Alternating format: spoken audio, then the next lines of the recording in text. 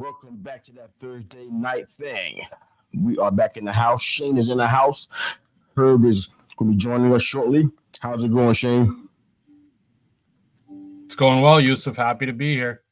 Yeah, same here, brother. Same here, man. We got a lot of football to talk about, primarily NFL tonight, but that's understandable. A lot of storylines, a lot of games to cover, a lot to talk about. Raj is in the house, one half of the Herb and Raj podcast. You can find these gentlemen talking college football and the NFL every Tuesday night, 8 p.m. Central Standard Time. Fantastic show.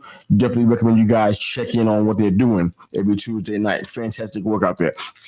All right, so a lot going on, but before we get started, for all you guys that are listening, we don't normally do this, but we normally take NFL questions, college football questions. We're going to add fantasy football questions in. I got a bit of about a 15, 16-year history doing that. I haven't been super active doing that the past few years, but I still got a few skills. I know some stuff. So if you guys got fantasy football questions, lob matters. I help you out with your lineups. Maybe I can help you get a W this week. So throw your fantasy football questions our way. Be happy to help you out. But Shane, let me ask you a question, man. What legit shocked you about week 2? I got a poll up on Twitter and I asked about 3 or 4 options out there of what was a legit shocker in week 2. There were so many, I couldn't fit it into a Twitter poll. Twitter gives you 4 options. I had like about 6 or 7 shockers. So what was a legit shocker for you in week 2? I know Herb's going to have a whole different answer. I'm sure Raj and everybody else is listening probably has their own pick, but what shocked you in week 2? I mean, for me, I went with the Ravens because you have to think that they're pretty healthy. I thought the Rams were the other one that was a surprise, but they've had injuries. They also lost the best defensive player in the NFL.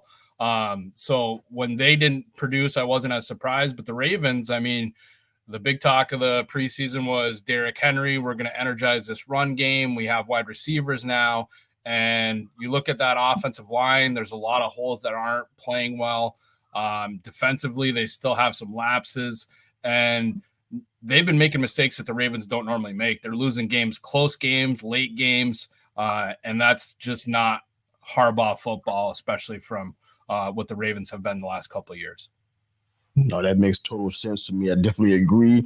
I'm surprised by some of that. At the same time, I saw some of the stuff off and on the past couple of years, usually not in the beginning of the season, usually later on when it really matters, to their detriment most times. I don't understand exactly what we're looking at with the Ravens. I'm sure they're still perennial playoff contenders, but I'm not quite sure what's going on. And I can't blame Harbaugh. He's an excellent coach, man. He's been good at his job for a long time. Very few can say that with the kind of longevity he has. Mike Tomlin will be one, but there's very few that can say that. I'm not sure how to explain what's going on. I know that they want to, based on Derrick Henry's injury history, I think I see what they're trying to do. They're trying to kind of preserve him and not use him up so much early in the season, so that at the end of the season, you got that Mack truck running through opposing defenses. But I just kind of feel like there's some parts that are just missing in all of this. That I don't know what it is, and I don't know if you agree with that. But they better get it together because 0 to a hole, it's not great. It's not insurmountable, but it's not great to start off that way. What do you think? Yeah. Well, like you said, Yusuf, I think the part about Derrick Henry, I understand you want to save him. You want him healthy for the playoffs. You want him healthy for the late run, but he is a runner that needs carries. He gets better the more times he gets to hit a defense. And for him not to get carries until late, like how long do you wait to give him the ball more? The other thing, Justice Hill is not really the Justin Tucker missing kicks. Like they had one of the strongest special teams the last couple of years, and then for him missing kicks, been the most accurate kicker in the league for a while now, and then for him to start missing, like if you're Harbaugh, you probably just shake your head a lot of times. It's really hard to understand, and I'm not really a big. I mean, nothing wrong with Justice Hill as a running back. I just don't, as a compliment to Derrick Henry, I kind of just don't see it. So it's kind of like a thing where you're relying on him a lot more than you may want to. And I kind of just wonder, but I wonder they're going to be sorry they got rid of Gus Edwards and both J.K. Dobbins. I don't know where the money was with them, but to let them both go, it kind of felt like it was overplaying your hand because I mean Derrick Henry's a monster, no question about it. But you got to still have him backed up because he's had injury histories in the past. He has missed games in Tennessee, so you got to back him up. And if you want Justice Hill to be a number one, okay, then go ahead and run with it. But I don't feel like that's what they're saying. So this is going to be interesting to see. I'll tell you who's happy he did let him go. Little brother Jimmy. Happy. He's real happy right now. He got both of them running. He got both of them, which is amazing too. I don't. Well, didn't Gus go to LA too? Yeah, he's got both of them. Yeah. And his current GM of the Chargers was a former acolyte in Baltimore too, so they knew exactly what they were getting. And I think J.K. Dobbins, like, he never got a chance to really get healthy for the Ravens, and then now that he's healthy right now, look out, Chargers. He looks fantastic right now. I'll tell you that. And I always loved Gus the Bus. I always feel like he was definitely a quality running back, bowling ball, if you will. I mean, he was really good back there. So the Ravens are going to miss that. Justice Hill doesn't really provide that to me. But we'll see how it goes. We'll see how it goes as we go into the season, but I just don't really see it. For me, what legit shocked me was the Cowboys and the Saints. I got to be honest about it. The Atlanta Philly game was close, but because of Cousins in prime time, usually doesn't have this kind of result. It's usually the other way around. It's usually a big fat L, but he pulled it out. But the Cowboys and the Saints, I mean, I expected it to be competitive. I even thought it might be a high-scoring affair. At the same time, I did not expect the Saints to put a whooping on the Cowboys like that. I forgot what our predictions was last week, but I think I said I thought the Cowboys would win it in a close one, but that's only because I thought that our offense was at least high-powered enough to get the job done. I did not think they were going to start and get ramrodded like this. This is amazing. So now we hear stuff about the Saints being potentially legit. I already said they had an elite defense. I said that the past several weeks. It's still a fact. I thought the same thing about the Cowboys for a while, but now I'm not sure. I think DeRon Bland coming back is going to change what we're seeing right now. So this is a very weird phenomenon. So the Cowboys look like they're in trouble. So which is kind of weird to say that at this time of the season. They're usually really good in the regular season, and the postseason is when they flame out. But we got a resident Saints fan, Kat Pools, in the house, and she loves the Saints passionately. I know she's excited about that drubbing they put on the Cowboys. So congrats, Kat. You guys earned that win without question. You dominated. So congratulations to you guys. All right, so yeah, that was a shocker for me. But let's go ahead and jump into some SWX. This is going to be our last one. We've been having fun with this challenge, but we're going to be bringing back, I know Herb's going to love the idea of this once he hears it. We're going to be bringing back a fan favorite, the 5-pack poll. So we're bringing that back next week, I think it is. So we're going to be excited about that. We always have fun with that. It's always a challenge for us to try to figure it out during the week, to bring answers to the table on a Thursday. So we'll see how it goes, but it's our last SWX challenge. We covered all the teams in the NFL except these 4 teams. So we got the Los Angeles Rams, the Green Bay Packers, the Buffalo Bills, and the Chicago Bears. So we got the Rams, the Packers, the Bills, and the Bears. So let's start with you, Shano. Biggest strength for the Buffalo Bills, in your opinion? What do you have? I think for the Buffalo Bills, the strength for them, unfortunately, has always been the strength. It's Josh Allen. I think they've mismanaged running back for them. I think they've mismanaged their offensive line. But when push comes to shove, Josh Allen is going to run for or throw for points for them. I think defensively, they're not as strong as they have been in the past. They let a lot of guys go in free agency. And I think they're still filling holes. But the East is going to be interesting again this year. And I think Josh Allen is the strength for them. Okay. No, that's fair enough. Fair enough. I was thinking about the cornerbacks, but I kind of shifted a little bit. I think so far what I'm seeing is not what I expected. Mm-hmm. I thought what you were saying would be what I was seeing, but the way the wide receivers are responding isn't exactly meshing with, what we expect to see in Josh Allen, what you actually see in Josh Allen. So I don't think the trust for me is there with them just yet. I think Shakir is going to be incredible with more time. Keon Coleman was going to come in and be the number one. He got virtually ignored for the most part. For a good chunk of the season so far, the past couple of games. So I'm going with the defense. Overall, they've averaged 19 points from opponents, 4 touchdowns in 2 games. So they're holding defenses down. I mean, they're holding offenses down, which is like something that we expected that from Buffalo at least the past couple of years, but it hasn't happened with injuries and other things that happened with a team with Von Miller and et cetera and company. But the defense is holding stuff down. I'm not sure where they rank. I think they're in the top 8 or 9 in the entire league so far. So for me, that seems to be the strength so far. That can change if the wide receivers get on the same page. Then what you said would definitely be on point. But right now, I'm sticking with the defense overall. Not so much the cornerback. That's some incredible receiving, pass covering grades, but right now, I think the defense as a whole is a lot better than what I thought it would be, so they're overachieving. What do you have for the biggest weakness for the Buffalo Bills? I actually went coaching staff for this one. I think that they make a lot of in-game mistakes. We've talked before about McDermott being on the hot seat and some of those other things. I think some of that offensive and, like you're saying, wide receiver wise, I don't think they always game plan great for what they have. And so I really put the coaching as, the biggest weakness on this. I think that they're performing, but I think that they don't get the most out of their players. That makes sense to me. Kind of in line with what I was saying about the weakness. I think the wide receivers right now are that. I mean, Josh Allen needs guys to catch passes. It's just not any more simple than I can put that. I mean, they had to get cap compliance, so they had to do some cutting in their wide receiver room. They let Gabe Davis walk, which was like, wow. I knew Stephon Diggs would probably be the one because of all of the friction that they had from a personal standpoint.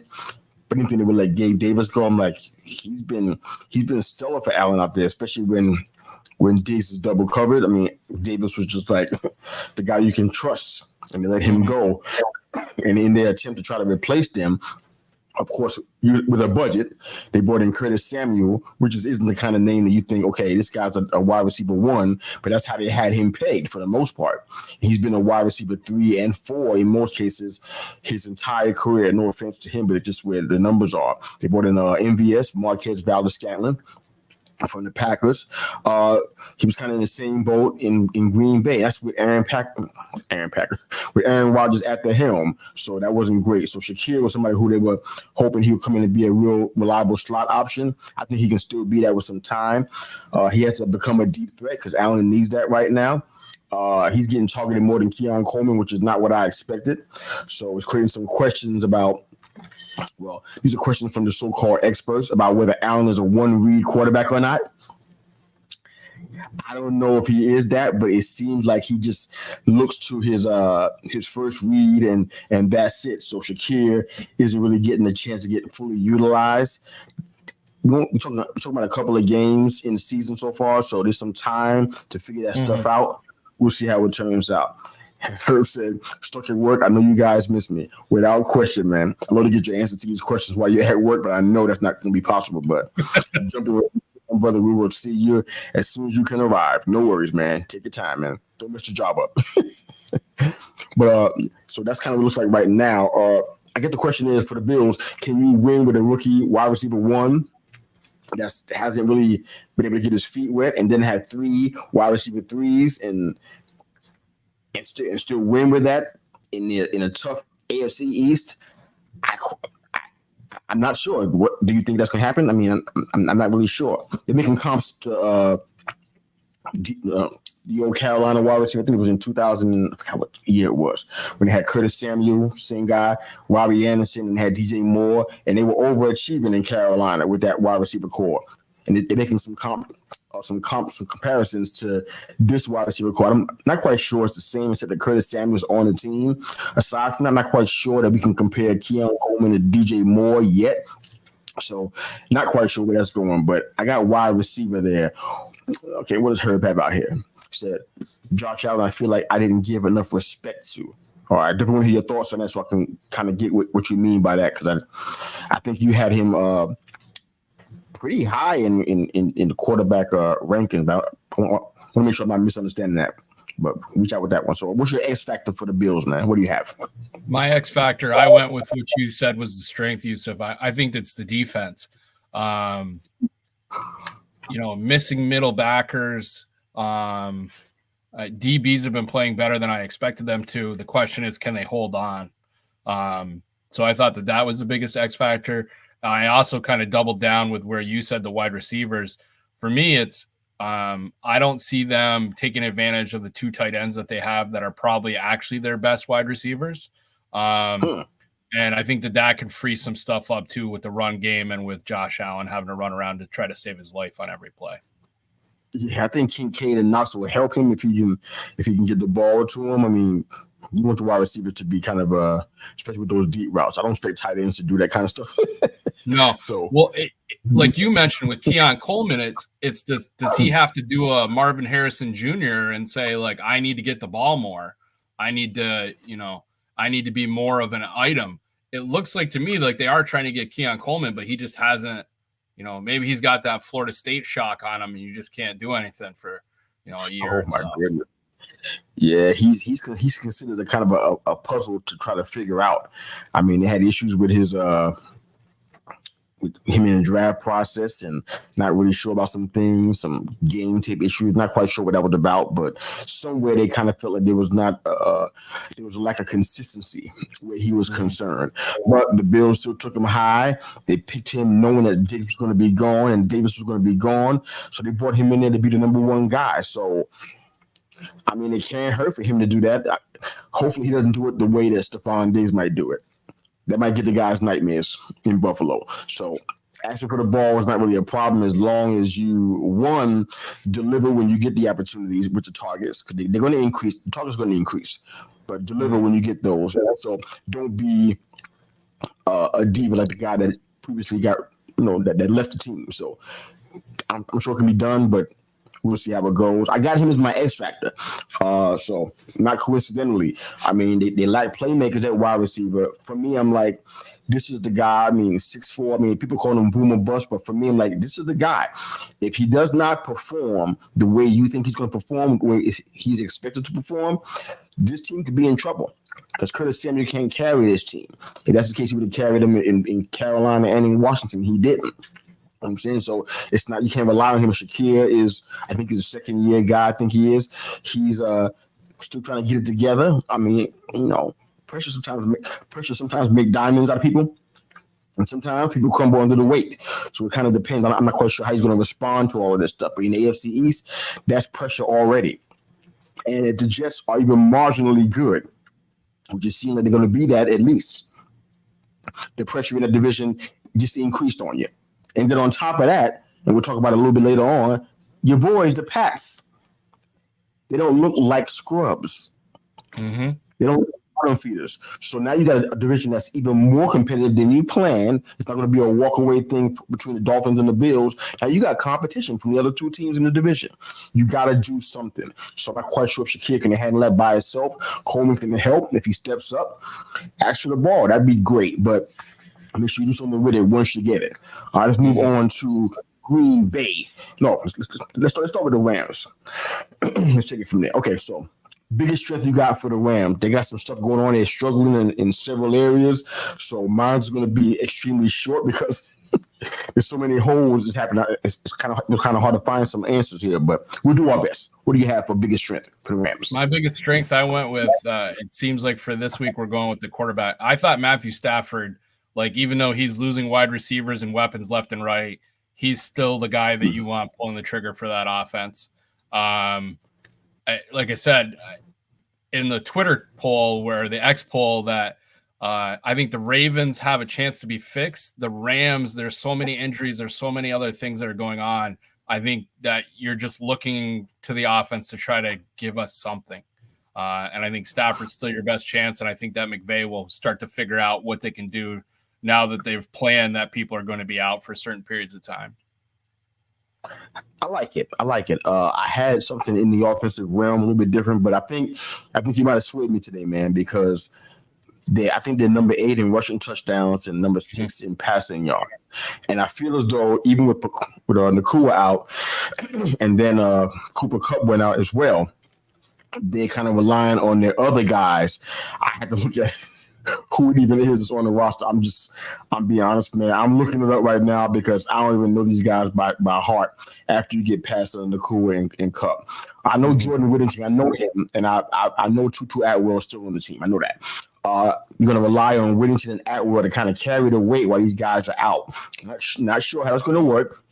But they got to find their offensive identity. For me, I think they better establish the run, let Kyron Williams go, and establish the run, because at the end of the day, I don't know what else you can do when you're kind of short like this. And of course, this is not a homer bias. Please don't get me wrong. Get Blake Corum out there, backing up Kyron Williams, have these boys thunder and lightning, and have them running into these guys and setting up the pass, because I don't know what else you can do when you lost so many guys at wide receiver. Not sure when they're even coming back. It could be at least a month for both of these guys, I think. The last thing that I heard. Mm-hmm. I'm going with the offense in general, biggest strength out there. And you're right, Herb. I think Shane is a star. I'm saying, but so we're kind of going with that. So what do you have for weakness for the LA Rams?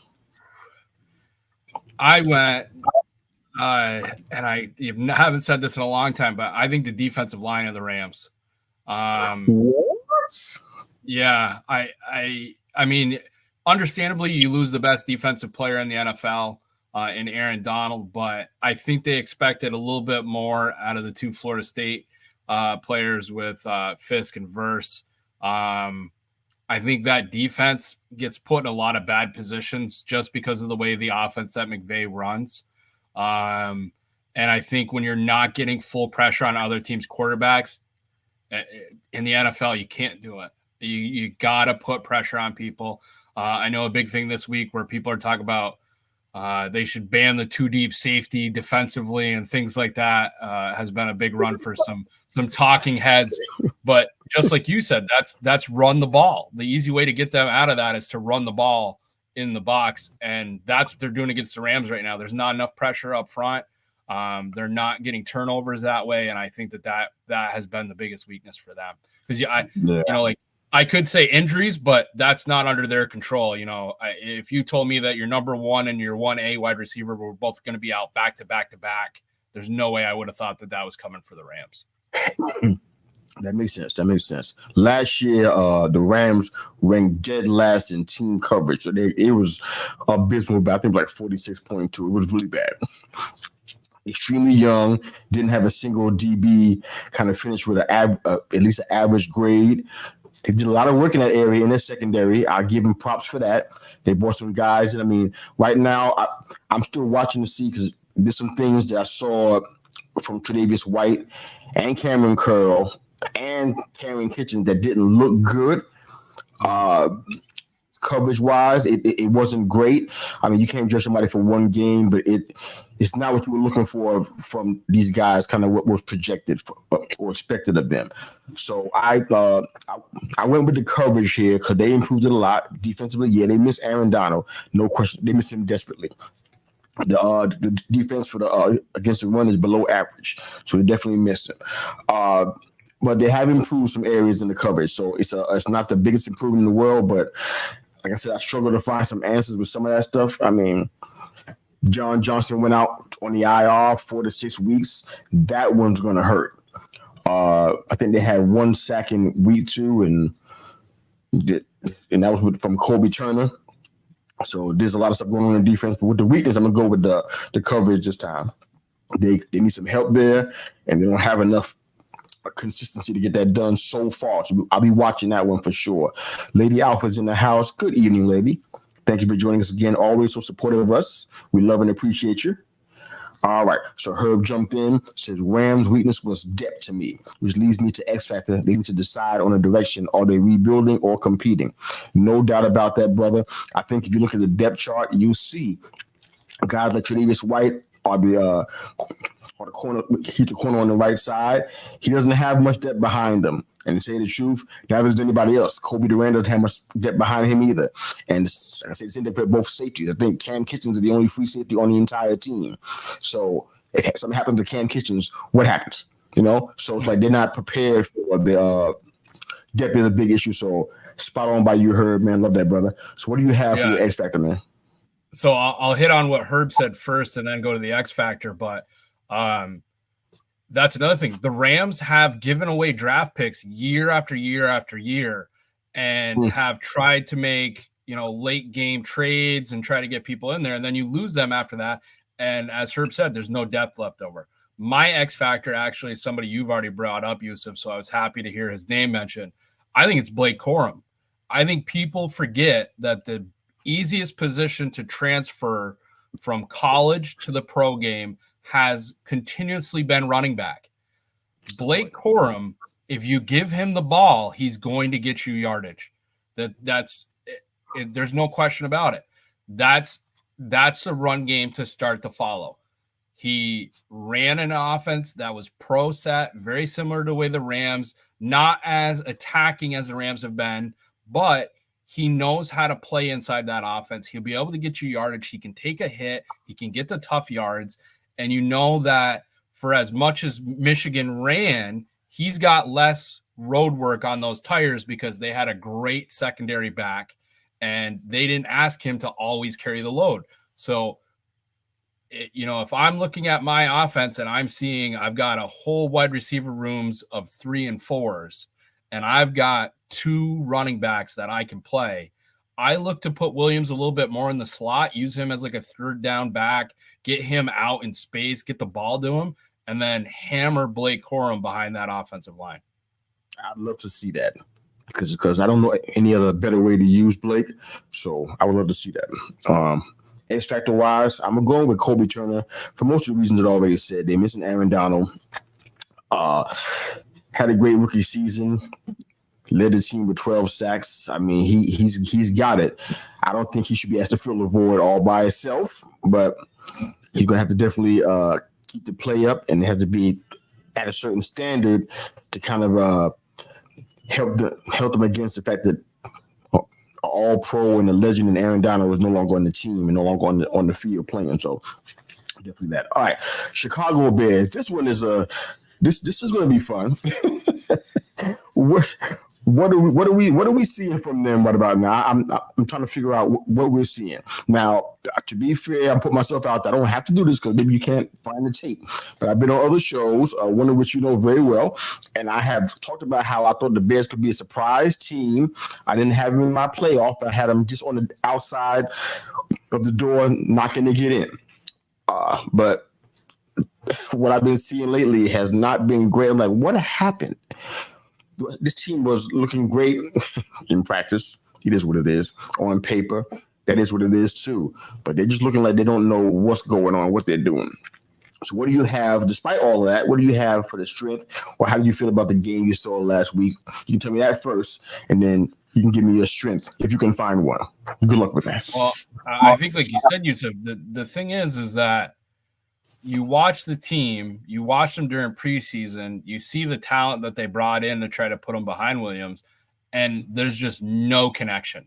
It looks as if the offense is running off a different playbook. It looks like Williams is always nervous about what's coming next. Protection has not been great for him. I won't lie about that. But, yeah, I mean, they have not looked good at all. Like you said, I mean, I'm hurting for a strength here.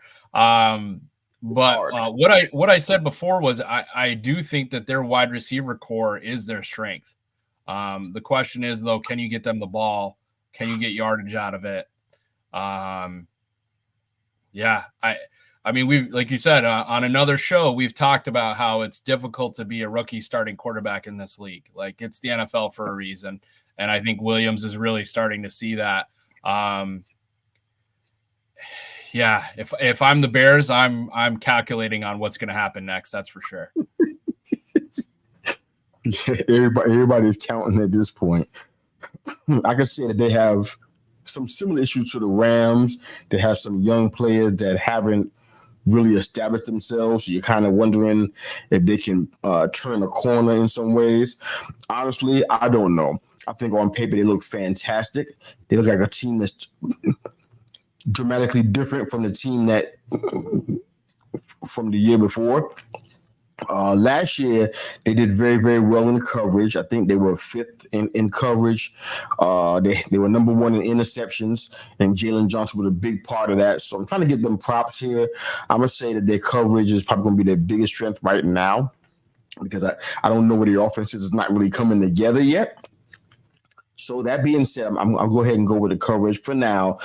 Top 10 defense, even right now as we speak. I think they're leading in yards per play as well. So they're moving the ball down the field. That doesn't seem to be the issue. It seems to be other stuff. They're even efficient on third down, but something is not translating when it comes to scoring. So I think that's where the issue is going to be at. But I'll go with that for now, but we'll see what happens as we watch a little bit more. What do you have for the biggest weakness for the Chicago Bears? My biggest weakness was offensive play calling. I think when you watch them play, it's great to have your rookie quarterback be able to have command of your entire offense, but I think you need to trim it down. You need to make it so that, as you mentioned, is Josh Allen a one-read quarterback? Does Williams need to be a one-read quarterback right now? Does it need to be get the ball to DJ Moore, get the ball to Rona Dunze, get the ball to these guys, get out of bad situations? I just have not been a fan of some of the play calls because for as bad as the offenses look, the Bears still have not been getting blown off the field. So if you can start to click and get some of these things going downhill, like you said, my X factor leading into the next one is the defense. I think they've played excellent. The only thing that's different is they haven't gotten as many turnovers as they had last year, which maybe made it look a little bit better for them for what they'd be coming in forward for. Yeah. I'm going to go with the D-line on this one. I'm sure I'll probably find another weakness if I dig deep enough. I think that bringing Montez Sweat in midseason last year was smart because they were dead last. So they need some help really badly. It'd been good they brought in him and Chase Young. I think it'd been worth the money because they were they were both available according to the Commanders. But I would have brought them both in because the Bears needed that much help. So right now, we're just a couple of games in, sight unseen. We don't know who they are exactly. I'm going to say that's going to be the weakness for right now. The way that Eberflus runs his defense, not a whole lot of pass rushing, blitzing, that kind of thing. And I don't know if he thinks his guys can't excel at it or it's just not part of his calling, his play calling. I'm not quite sure what, but we'll see what it is. It's kind of hard to say. They're kind of in flux. I can't really tell who they are just yet, so it's a little bit difficult. But that leads me to the X factor. But what's your X factor for the Bears? My X factor, like I said before, is the defense. I think you hit on it. Like Matt Eberflus, a lot of times, I think for him not blitzing and putting on extra pressure, a lot of that time is he wants to eliminate as many possible mistakes that he can. So he thinks if I bring pressure from one side, what am I opening up on the other? Where he's like, if we play, kind of blah coverage, but I keep everybody in front, I think you hit on the key number. On third down, when it comes time, he will mix in some things, and they've been great on that. They don't give up a ton of yards. So it's really pick your poison offensively when you're trying to go against the Bears. Like, what am I going to try to do? Am I going to try to blow the top off them and try to get behind Johnson? Am I going to try to under route everybody and just march it down the field? And that's what teams have done to them lately. It's been march it down the field. I'll get a 7 and then they'll stop us and then I'll get another 7 yards and they just keep on continuing. It still makes your defense great statistically, but you're losing football games. Yeah, that makes sense. I don't know exactly why he's not doing. I think what you said, could be one of a couple of reasons. My X factor is going to be Caleb Williams. I can go so many places, but I hate to go into the emotional part of all of this stuff. But I just don't know where he's at. This is not the reason why I picked him as the X factor, but the situation with him and CJ Stroud when they were having one of them having a discussion, the other one wasn't paying attention. I'm adding that to the scene we saw in college when they lost and his reaction to that loss. It's like I'm trying to figure out: are you emotionally stable enough to handle the ups and downs that come with the NFL? I'm just kind of wondering about that. People talking about target share and that kind of stuff, but I think it's a coaching issue. I think it's scheme related. And the O-line, I mean, honestly, the O-line is not great right now. So this is a Shane Waldron thing about how he's moving the ball around. I think this is kind of his scheme. He's kind of partly to blame for the way the ball's being moved around. I mean, because Caleb Williams, you've seen it in USC, he's a talented passer. There isn't any really question about that. Matter of fact, he might be one of the most talented ever put on that uniform at that position. You know what I'm saying? I mean, I'm not even sure that Jim McMahon was as talented as Caleb Williams is from a passing standpoint. Not even sure about that. You got DJ Moore, Keenan Allen when he comes back. Roma Dunzo, I think he's due to be back, I think. Hopefully he's at 100%. This team can do a lot of things. They got a lot of weapons. They have the ability to be a lot better than what we've been seeing so far. Give him a clean pocket, and the man, he probably can do a whole lot of work. I think you really hit on it, Yusuf. I think a lot of the questions become mental for Williams, and it's not his grasp of the game, but something I like to talk about is it's that difference between being a thermometer leader and a thermostat leader. Like Williams is great when everything else is going well. He can feel that temperature. He's going to keep your room nice and that. Somebody like CJ Stroud, that's a thermostat. He's going to set the temperature for your team. He's going to say, I'm calm. I'm ready to attack. Get behind me. We're going to pull this offense through. Where like Williams during preseason, when it was going well, he's slapping hands. He's all about the team. He's ready to go. Just like you said in college, when USC faced Utah and Utah smacked him around 2 years in a row, he threw for 400 yards and they still got swamped both years. Now, if I'm the leader that he claims to be and he's looking to be, those issues don't happen. So let me ask you this. Do you think he has the ability to be a leader like in the same way you described Stroud to be, or do you think it's just not there? No, I don't think it's there. That's why, like when we talked on another podcast about, who are you looking to draft? I said I would take JJ McCarthy over really what most people said were the top three for that very reason. I feel like JJ in those things, and it was one of the things I thought that, and it looks like Drake may get some shots this year with the Patriots, depending on how it plays out. But I thought that JJ had that type of leadership. CJ Stroud is obviously the example that you're going to get for the most recent quarterbacks. But, even like I am not a big Aaron Rodgers guy, but he's going to make the offense play up to his level. He's shown it for years in Green Bay. Like 3 and 4 wide receivers that really had no reason to be on an offense like that. And he's still throwing for 4,000 yards and still winning games. Caleb Williams, I think things need to go right for him. And if they don't, his mental attitude really checks out and he'll make mistakes that make you wonder what he was doing in practice the day before. Not good for a number 1 pick. I'll just say that much and we'll keep on moving.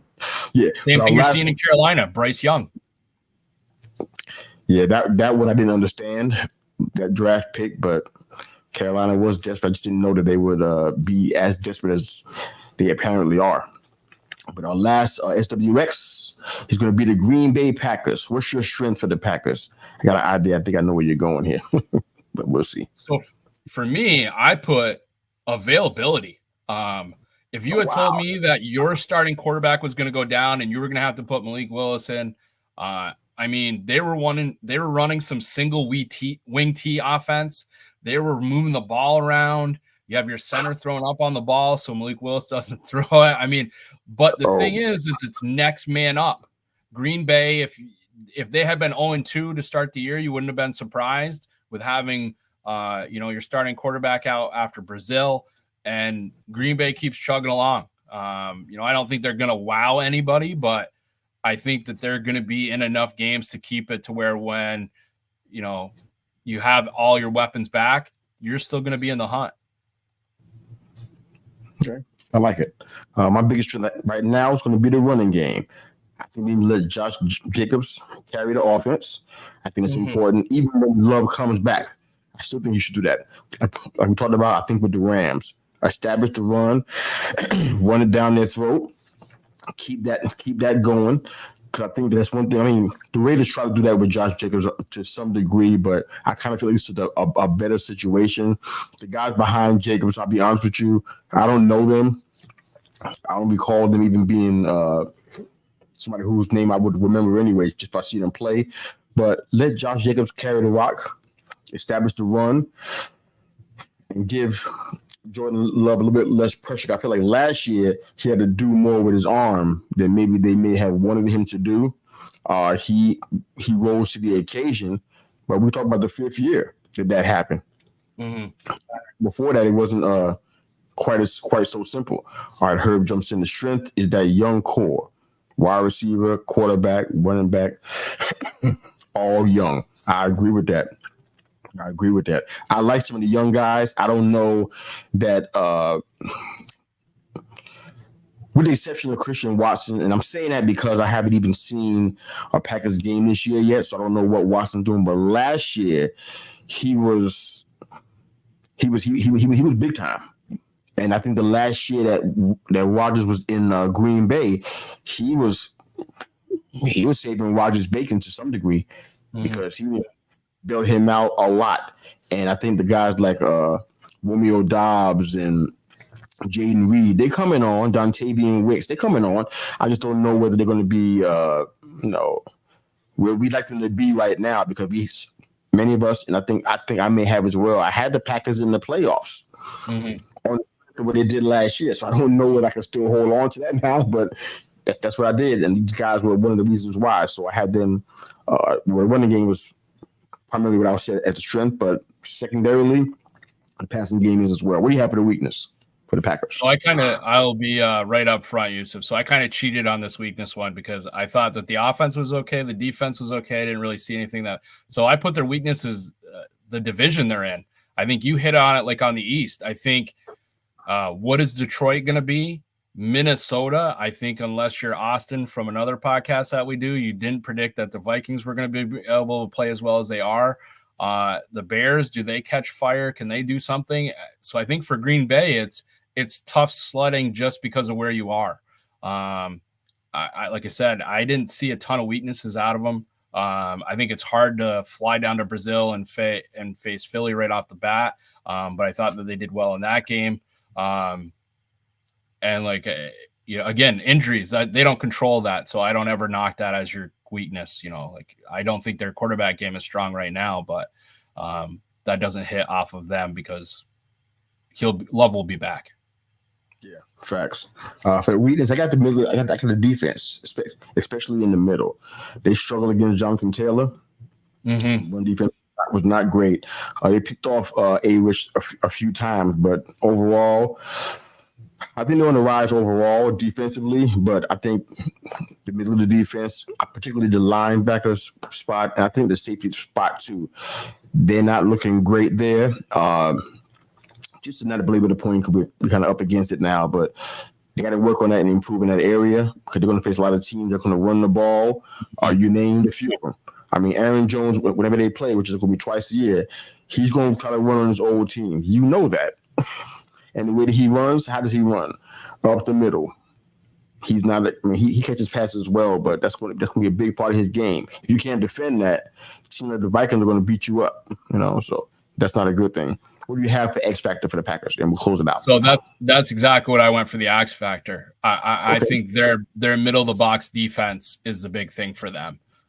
Just like you said, teams are going to run the ball against them. If you can get some stops and you can get out of there, I think that's great. I feel like they don't have a linebacker that sticks out. I know that's kind of the way defenses have become in the NFL, but I still think you need a strong middle backer that's going to be the leader of your defense. Or just like you mentioned, you need a safety that's under control that can fill some of those gaps. I don't see that right now out of Green Bay. Like I said, they haven't been burnt bad enough to where that becomes the weakness for me, but I think that's the biggest X factor for them is if that run defense can at least hold their water so that they don't just get blown out. That makes sense. And I already named him, but my X factor is going to be Josh Jacobs. The reason why I say that is because I feel like that the key to their success is going to be in the run, but also having a steady every down presence. Now, when he's with the Raiders, he missed some games. I think he played like 11 games last year, something like that.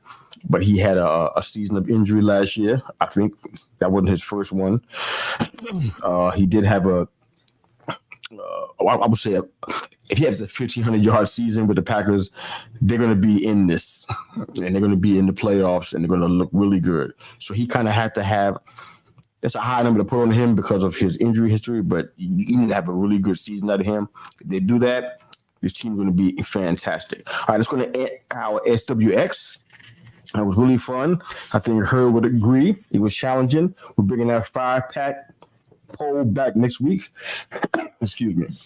That's going to be super fun. We always have a good time with that one. It's a tough one. We go all the way into pre-production meetings trying to figure out what the answers are. So it's going to be fun. All right, so we can go ahead and close our show out with the predictions for week 3. We got all the games, and we're kind of just I went all the games down. You got any nuggets or thoughts about each one? And Herb and Rod, you guys can jump in. All of our listeners, as a matter of fact, all of our viewers out there, you can jump in with your points. I'll drop them in up on the screen. Once you put them in the comments, we'll start with the game that's going on tonight. It should be starting in about 30 minutes. The New England Patriots, your team is going to be at New York Jets. I tell you right now, I put a poll out here on Twitter about this. The results are really, really close. This game's going to be closer than what people think it's going to be. If you saw this in preseason, you would say, oh, man, the Jets are going to blow the Patriots out. Yeah, I'm not so sure.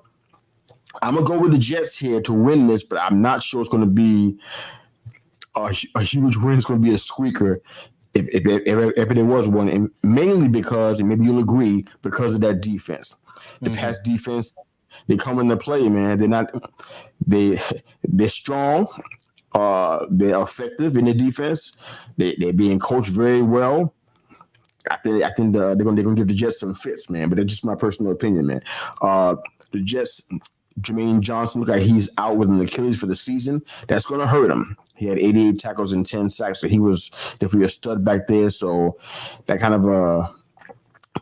of gives Hassan Reddick probably a little smile, like, yeah, they really need me now. So he's probably not thinking bad about his teammate. I'm not saying that, but he's probably thinking, okay, yeah, this is gonna make my situation look a little bit better. But who do you have, Pats and Jets? I know you probably picking your home team, but I just want to give you the chance to say so. Well, so I think you're right, Yuz. I think the Jets will pull it out, but I think that the Patriots are going to definitely keep it close. On another podcast, I don't know where the feeling came from. As you know, I'm not a big Drake May fan, but I think he gets in this game. I don't know if it's by injury. I don't know if it's a special package or what it is, but I think there's a chance you may see him tonight. But I agree with everything you said. I think the Patriots defense has played better than most people expected. The run game has been excellent for them. Again, we've talked about it. It's a group of three and four wide receivers. There's no 1 and 2 there with that offense. And it's been that way with the Patriots for a while now. Hunter Henry, your tight end, is your best option. That's not a way to run an offense. Like I said, they run the game powerful, but I don't think they have the firepower to be able to get in a shootout. All right. Lady Alpha says 28-17. She's going Jets. Herb says Jets in a tight game. New England stays within 6. All right, let's keep on moving. We've got a lot of teams to go through. Giants and the Browns. I'm going Browns here, but I'm open to be surprised. They didn't play awful last week, but of course didn't have a kicker, and there was a couple opportunities that could have been game winners that didn't quite happen. So we're looking to see what happens with that. But the Browns are winless at home, so we'll see how it looks for them going forward. But right now, DJ was efficient, but not up to expectations. We'll see how it looks. But what do you have for Giants at Browns?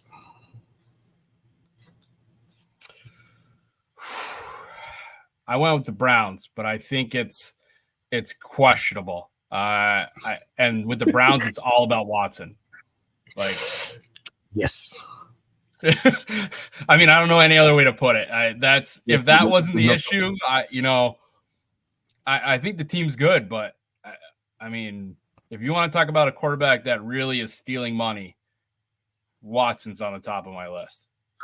We're going to find out a whole lot about my team in this game. because I think that I said it on multiple times. I said it on the show that we used to be on together.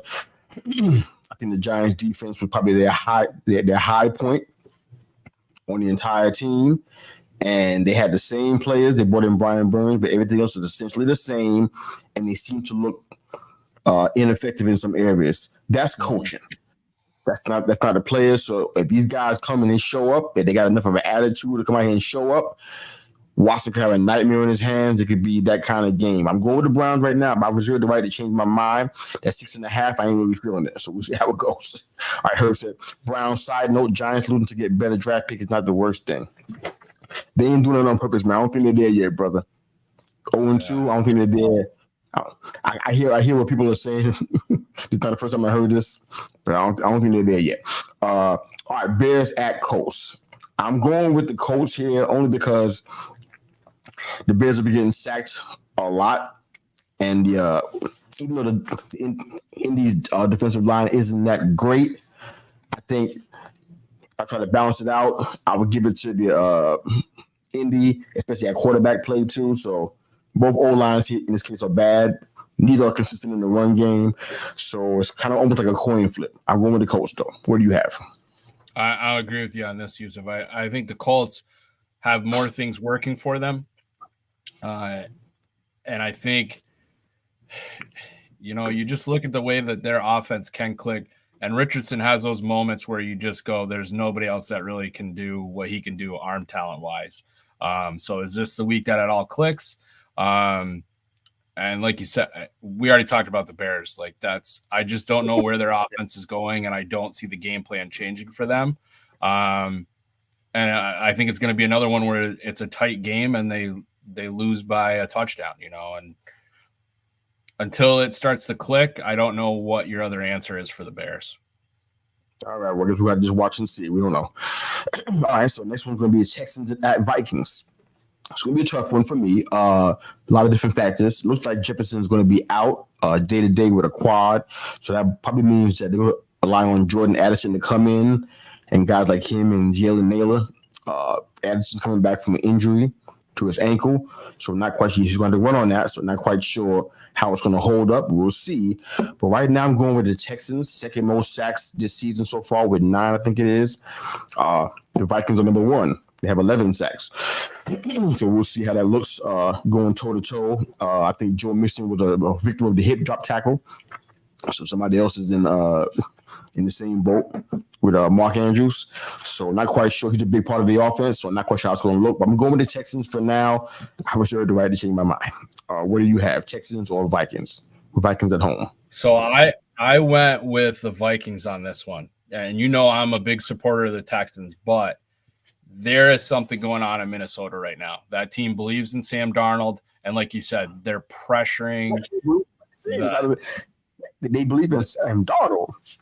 What? Yeah, I can't believe. I never thought I would say those words, but that team is rallying behind him.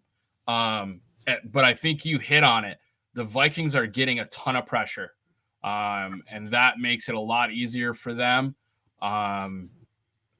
The Texans, like I said, I don't see a straight weakness for them, but I wouldn't be surprised if Minnesota pulls this one out, 3-point victory, something like that, close in the fourth. Okay, we can roll with that. All right, Eagles at Saints. This will be a tough one for me as well. The Saints put a good old-fashioned whipping on the Cowboys. So this game going to determine if the Saints are for real. The Kubiak, is he a genius unlocking Derek Carr? Healthy Alvin Kamara? I don't know. Originally I had the Eagles, but I changed it after I saw them the other night. After I saw what I saw, I'm like, they struggled against the Falcons. So I'm going with the Saints here. I reserve the right to change my mind, but I think I'm going to go with it this time around. I don't see any reason why I shouldn't do that. I think their defense is elite, so they had problems. I mean, with the Falcons gave them fits. So I think the Saints can do even more. So what do you have? Eagles at Saints. I agree with you. I think the Saints are showing offensively what can be done when you trust a top quality running back. The offensive line for the Saints has way overperformed. They're getting great blocking up front. They're getting 3 yards in a burst. Alvin Kamara had, 2 touchdowns where he never got touched. They're mixing in Taysom Hill. They're letting Carr do what he does well, and sometimes that's just getting out of the way and letting more talented players take over. And like you said, the defense has always been there. I'm not sure about Philadelphia. They haven't looked great offensively. I think there's still a lot of weaknesses that we talked about before defensively. I thought they would show up better against the Falcons, and the Falcons managed to take over on that game. And I didn't think the Saints were going to be able to roll the Cowboys, and they basically made the Cowboys quit. So yeah, I'll ride the Saints until they prove me wrong. So. All right, so we got about 10 more games, so we'll go ahead and we'll just leave out all the good stuff we want to say about each one and just make the picks, and then we'll go ahead and close the show out so everybody can watch Jets and Pats on TNF. All right, so Chargers at Steelers. I'm going Steelers here. I know Chargers is my second team, but Steelers defense. What do you got? Chargers, Steelers. Chargers, Jim Harbaugh. Next question. Ooh, love it. Broncos at Bucks. Bucks. I'm going Bucks. Same here.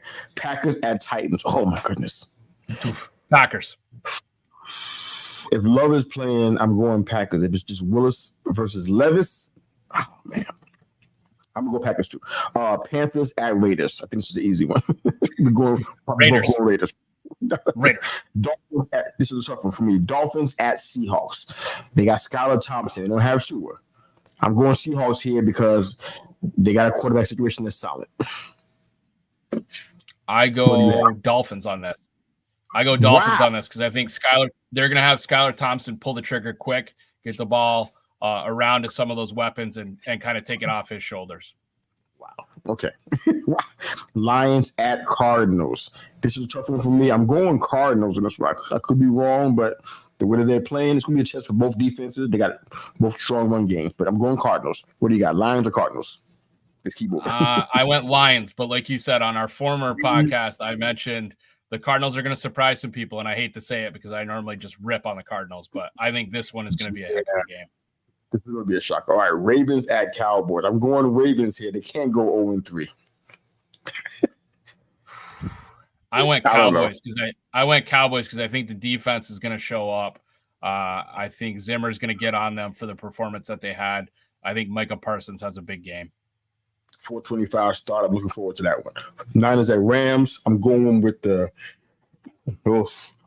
Niners, even though, I don't have much of a choice. I'm going with the Niners. How about you? Yep, I go with Niners as well on that. Chiefs at Falcons. I'm going Chiefs. I don't think the Falcons will surprise the world champs. Yep, agreed. Chiefs, I think, actually in a runaway in this. I think Atlanta kind of smoke screened last week. Yeah. Jags at Bills. I'm going Bills. Bills as well. I think the Jags have to make a decision. I don't think they're a strong team. I think they need to decide if they're going to tear it down and build it back up or what they're going to do. Now, the Bills are probably the most mercurial team last year that we ever seen. Up and down. Beating team they shouldn't be beating and losing the team they should be beating. So we'll see. This is one of those games that it could be one of that. It could be one of those situations. Last one. Commanders at Bengals. Commanders came up for a win against us. And the Bengals look rough against the Chiefs, but almost won by 1 point. I'm going Bengals here to make a comeback. What do you think? I'm going Commanders. Field goal. The Bengals have looked terrible. Every wide receiver wants a new contract. They still haven't protected Joe Burrow in 3 years. What are we doing, Cincinnati? Like, so even if T. Higgins comes back, you still picking the Commanders? Yeah, I think the Commanders. I think the Commanders didn't look terrible, and I think that to be able to score no touchdowns and still get the victory, I think you got to take that as a positive. And I think the Bengals have looked terrible this year. I don't know about that one, man. Put my neck out. All right. Well, we're going to find out. We got the predictions all set up now. We'll see how they turn out. All right, so last question, just something to think about as we close the show out. Out of all you saw, which teams season outlooks concerns you the most for what you see in the past couple of weeks? What's the team you're like, I'm really concerned about them? This could go sideways.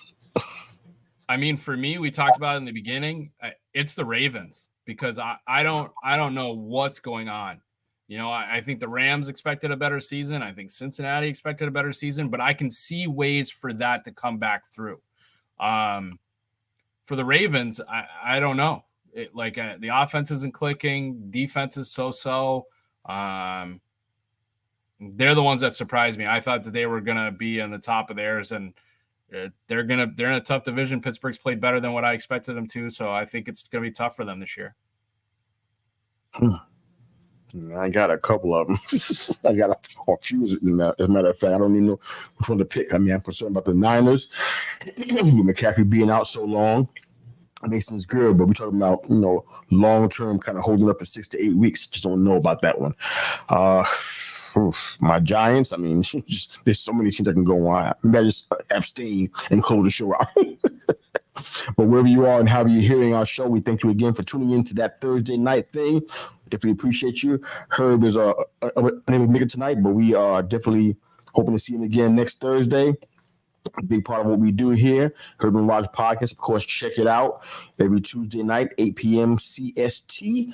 And we'll be back with you on Thursday. Check out our Twitter accounts. We'll be dropping some poll questions, some questions for the show, and taking your college football, NFL, and fantasy questions that you may have for us. But have a great day. Thanks for joining us. Enjoy Jets and Pats on TNF as we speak. Should be starting in about 13 minutes. Have a great night. Thanks again for joining our show and supporting us. Have a great day.